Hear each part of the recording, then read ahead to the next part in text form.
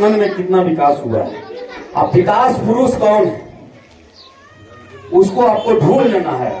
और विकास पुरुष जो विकास में मेरा चानन में किया है, एक एक वोट मेरा नौजवान साथियों दोस्तों से आग्रह है, एक एक वोट एक एक मत 13 तारीख को 7 बजे से सभी यहाँ माता बहन बुजुर्ग को लाइन में लगावें और एक एक वोट देने का काम करें।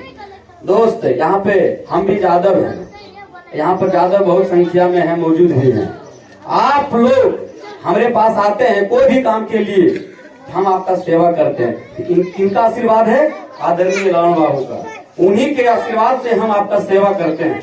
इसलिए वो सेवा बरकरार करने के लिए आप लोग को एकजुट होना है। नवजुवक एकजुट हो करके आदरणीय सांसद ललन बाबू को जिताने का काम करेंगे, तभी हम मजबूत रहेंगे। अगर नहीं जीतेंगे तो हम मजबूत नहीं रहेंगे। इसी साथ लोगों के दल के प्रखंड अध्यक्ष भाई देवकी मंडल जी,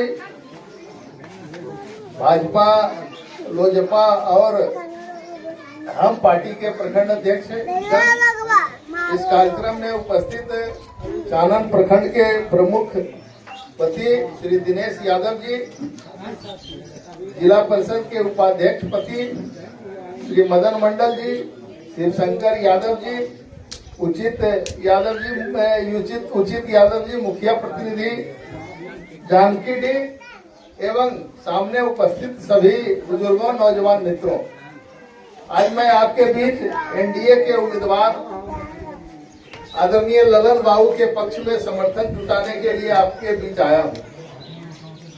अभी सभी वक्ताओं ने एक स्वर से कहा कि ललन बाबू ने चानन के विकास में महती भूमिका निभाई है। अनेक सड़कों का निर्माण कराया, नहरों सिंचाई के लिए नहरों का निर्माण कराया, नहर को मजबूतीकरण दिया, सुंदर बराज बनाया और जो चानन का बेल्ट, चानन का जो संकट था, सड़क मार्ग की समस्या को दूर किया और एक नहीं दो कूद हम लोगों की सरकार में इस क्षेत्र को मिला है। हम तो आपसे कहना चाहेंगे कि पिछले 15 वर्षों से हम लोगों की सरकार चल रही है, 17 वर्षों से, और हम लोगों ने इस क्षेत्र में विकास के काम किया है। इस क्षेत्र के अलावे समूचे बिहार को हम लोगों ने विकसित करने का काम किया है कि वे मजबूत एमपी है। ललन सिंह के रूप में आप भविष्य में जब हम लोगों की सरकार बनेगी तो आप अपने प्रतिनिधि को मंत्री के रूप में पा सकते हैं, क्योंकि जनता दल में सबसे मजबूत एमपी के रूप में ये यहाँ से जीत कर जाएंगे।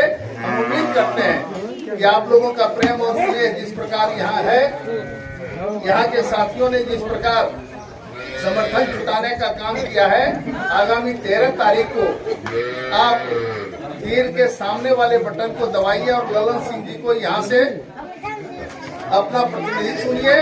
और जब यहाँ से प्रतिनिधि चुनेंगे तो बिहार की सरकार मजबूत होगी। बिहार की सरकार मजबूत के साथ साथ भारत की सरकार मजबूत होगी, और जब सरकार मजबूत रहेगी तो मजबूत सांसद के रूप में आपके क्षेत्र को और आगे बढ़ाने का काम करेंगे और जो समस्या है उसको दूर करने का काम करेंगे। हम आपसे अपील करना चाहते हैं कि आइए और हम लोगों के साथ मिलकर 13 तारीख को ललन बाबू के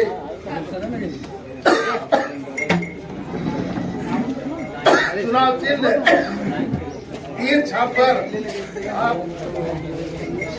मत दीजिए।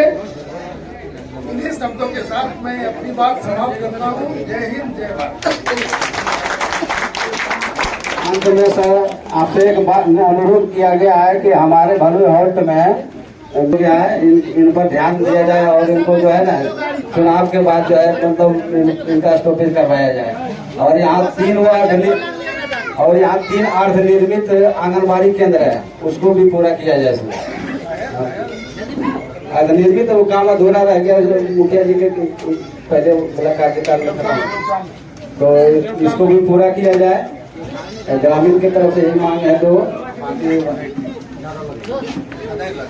देखिए, ट्रेन की समस्या के बारे में विभिन्न गांव में इस बात की चर्चा हुई और देवकी मंडल जी जो पिछले धर्मभाव के दौरान में उनके साथ थे, उनके समक्ष भी इन समस्याओं को रखा गया और उन्होंने कहा कि हम लोगों को 1.5-2 महीने का समय दीजिए, हम सब ट्रेन यहाँ पुनः रुकवाएंगे। और आप विश्वास रखिए, अब हम लोग तो काम करे वाला आदमी है, हम लोग तो बोल के जाते हैं, झूठ नहीं बोलते हैं, तो हम लोग करवाएंगे, विश्वास रखिए। लेकिन 13 तारीख के बाद और 4 जून के बाद हम लोग उस काम को कराएंगे।